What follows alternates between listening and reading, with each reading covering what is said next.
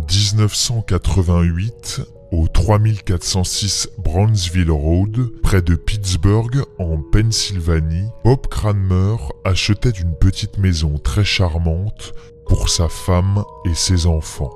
À l'époque, l'achat de ce magnifique cottage au cœur des États-Unis à un prix défiant toute concurrence s'avérait être une très bonne affaire. Lors de la visite de la maison, le petit Bobby Junior, tout émoustillé de découvrir son nouveau lieu de vie, s'amusait à chercher la porte qui donnait au sous-sol. Une petite seconde d'inattention de la part de ses parents suffit au jeune garçon pour trouver enfin la mystérieuse entrée. Il franchit le seuil et bascula dans les tréfonds de la demeure. La visite s'acheva sur les pleurs de Bobby Junior qui résonnèrent dans les environs et alertèrent ses parents, ayant perdu leur jeune fils de vue depuis quelques minutes. On retrouva l'enfant dehors, juste devant l'accès extérieur de la cave de la maison.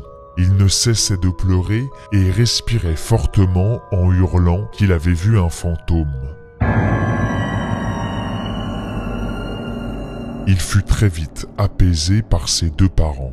Après cette fameuse visite, les vendeurs acceptèrent sans aucune discussion l'offre de Bob Cranmer pour l'achat de la maison et ce dernier remarqua quelque chose d'étrange. Les propriétaires étaient très pressés de partir. Il n'y eut aucune négociation et la vente se fit rapidement. Un peu plus tard, Lisa Cranmer, l'épouse de Bob, faisait part à son mari de ses inquiétudes au sujet de la maison. Elle la trouvait trop grande et surtout, quand elle était dedans, elle avait la chair de poule. Mais Bob décida de ne pas attacher d'importance aux propos de sa femme. Et lui, Lisa et leurs 3 enfants emménagèrent enfin dans la demeure. Pour Bob, c'était la maison parfaite pour sa famille. Il se rappelait toutefois d'une petite discussion avec le vendeur qu'il avait marqué. Il avait demandé si tout était en ordre avec la maison. Et le vendeur lui avait alors assuré que le lieu était en parfait état, en précisant qu'une messe catholique avait été donnée plusieurs fois dans le salon. Cela n'avait pas manqué d'étonner Bob. Cela était peu commun. Mais le père de famille Cranmer ne s'était pas trop arrêté là-dessus, étant complètement happé par l'offre à un prix bradé. Il était en train de conclure l'affaire du siècle.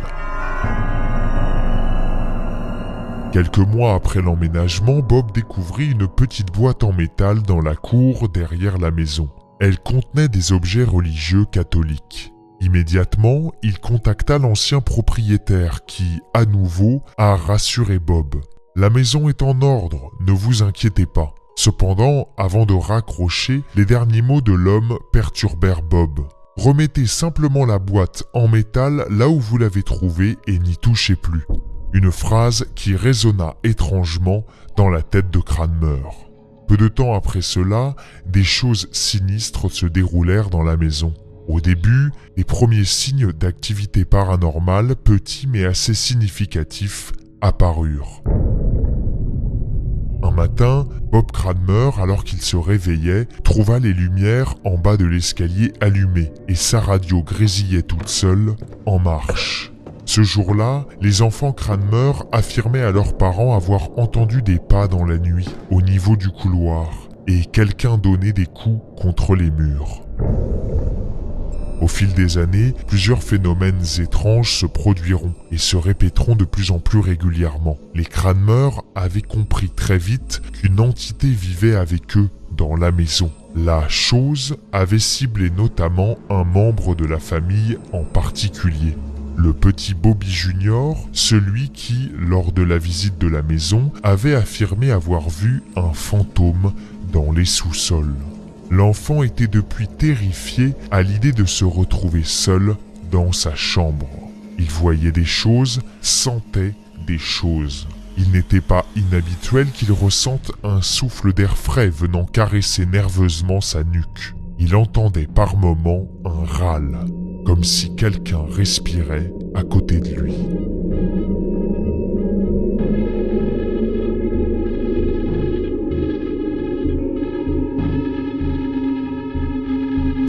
Bobby Junior refusait très souvent de dormir dans son lit, Un soir, il piqua même une crise et exigea de passer la nuit dans un placard. D'après lui, son lit était habité par l'autre. Le petit garçon était souvent pris d'hystérie et ses parents, Bob et Lisa, avaient beaucoup de difficultés à le calmer. Bientôt, des marques de morsures ainsi que des égratignures apparurent sur les corps des membres de la famille Cranmer. Bob Cranmer fut victime de visions très spéciales et notamment il racontait que, de temps en temps, dans différentes pièces de la maison, il faisait face à des manifestations noires et brumeuses. Une sorte de nuage épais de fumée semblait se déplacer dans les couloirs, le salon, les chambres ou même l'escalier. Les Cranmer prirent peur, à en perdre la raison. Ils placèrent des crucifix et des croix dans toute la demeure, persuadés que le diable avait pris possession des lieux. Parfois, ils étaient comme manipulés par une force. Il n'était pas étonnant que leur corps se retrouve plié en deux, sans être maître de quoi que ce soit et qu'ils soient jetés violemment au sol. Il y eut également des accidents de parcours, comme des chutes dans l'escalier, provoquées sans raison apparente. À un moment indéterminé, un liquide visqueux et nauséabond commença à se propager sur les murs et les plafonds. Il goûtait sans cesse, et certains matins, Bob découvrait une flaque au sol. Les Cranmer firent venir des spécialistes pour connaître la provenance de cet étrange liquide. Les tests en laboratoire ne révélèrent pas grand-chose, mais on trouva des fragments de peau humaine en putréfaction. La famille était à bout. Toutes ces attaques, ces événements paranormaux provoquèrent de graves problèmes psychiatriques chez Lisa et chez les enfants. Ils furent internés très vite car ils subissaient trop de violence de la part de l'entité présente dans la maison. Bob Cranmer, lui, décida de faire venir un démonologue, Adam Bly, pour enquêter. À son arrivée dans la maison, ce fut le petit placard près des escaliers qui attira l'attention du démonologue. Il insista auprès de Bob pour que le mur à côté de ce placard soit ouvert. Il fallait absolument voir ce qu'il y avait dans ce mur. En trouvant un moyen d'accéder à l'intérieur de la cloison, Adam et Bob découvrirent plusieurs objets différents, tous ayant appartenu aux gens qui jadis occupaient la maison. Ils trouvèrent un Lego, celui d'un des fils Cranmer, mais surtout un document écrit par les premiers propriétaires de la maison en 1909, relatant l'histoire du terrain sur lequel avait été bâtie la demeure. Les réponses sont alors venues. Comme un puzzle, Adam et Bob ont réuni chaque pièce pour comprendre d'où venait l'esprit malfaisant qui hantait la maison.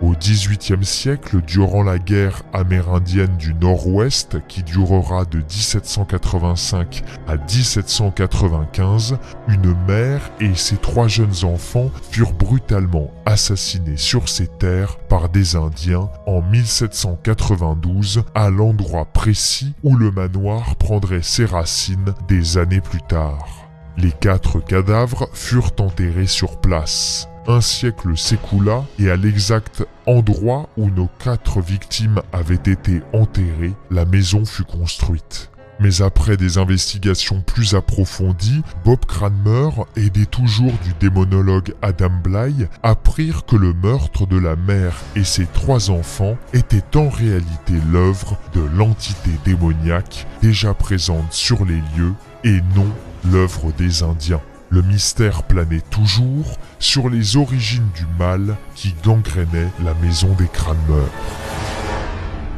Les recherches se poursuivirent. En 1909, année de construction de la maison, on racontait qu'un des ouvriers présents sur le chantier avait maudit le terrain ainsi que la future bâtisse qui était sur le point d'être achevée. L'ouvrier en question était un homme profondément envieux et jaloux.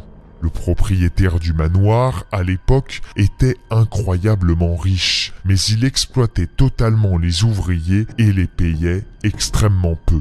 De là, beaucoup de rancœur et d'hostilité de la part des pauvres ouvriers malmenés. En se plongeant un peu plus dans l'histoire de la maison, Bob Cranmer fit une autre découverte. Des années plus tard, un médecin s'installa dans le manoir. Le praticien réalisait de nombreux avortements, en secret, chez lui, dans des conditions brutales et douloureuses.